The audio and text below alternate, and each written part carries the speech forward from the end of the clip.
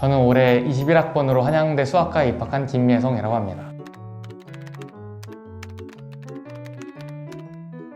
저는 인문계에서 재수를 해서 재작년에 인문계에서 1년, 작년에 자연계에서 1년 총 2년을 했습니다. 한양대부터 가천대까지 시험 겹치지 않는 학교 12군데를 쭉 썼습니다.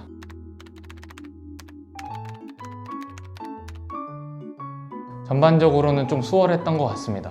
특히 영어 같은 경우는 상위권 학교에서 준비했던 것보다 조금 더 쉽게 나와서 시험 풀 때는 약간 이 정도로 쉬워도 되나 할 정도로 편하게 풀었던 것 같고, 수학은 어려운 학교는 어렵게, 진짜 쉽게 나온 학교는 예상했던 것처럼 쉽게 나왔던 것 같습니다. 가장 힘들었던 거는 중앙대 같습니다.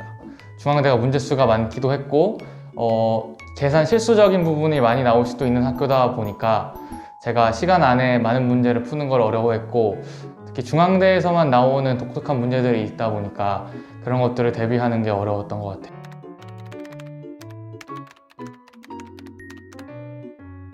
저는 학점은행제 학점을 다 맞춰둔 상태에서 1년 동안 공부만 했던 상황이어서 조금 여유가 있었던 것 같습니다.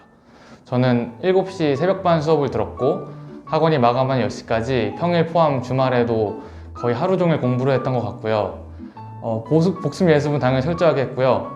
특별히 선생님들이 이런 부탁한 거 있거나 특별히 찾아보라고 한 것들만 열심히 찾아봤고, 전반적으로 공부 양이 많았던 것 같습니다.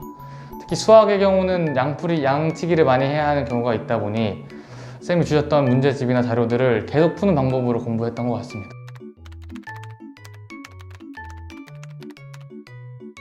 일단 공부하면서 스트레스가 그렇게 크진 않았는데, 개인적으로 게임이나 다른 미디어들은 한 번 하게 되면 저도 조절을 못할 것 같다는 생각이 많이 들어서 최대한 참아보려고 했고요. 개인적으로 저녁 시간에 강남역 한 바퀴를 걸었던 것 같습니다. 하루 종일 앉아 있다 보니 좀 몸이 약해진다는 걸 느끼기도 했고, 산책을 하면서 리프레시를 하는 시간을 매일 가졌던 것 같습니다.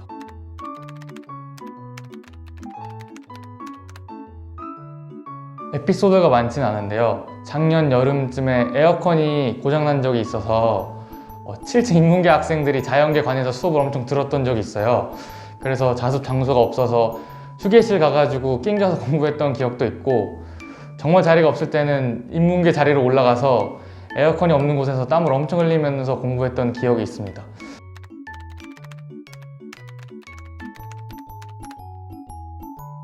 저도 공부하면서 한양대를 갈 수 있을 거라고는 생각하지 않았고, 시험 보고 나서도 그런 생각이 많이 들었는데요.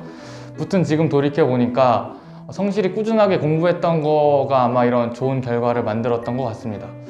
가장 해드리고 싶은 말은 정말 교수님들과 선생님들이 하는 말만 따라서 잘 들어가시면 될 것 같아요.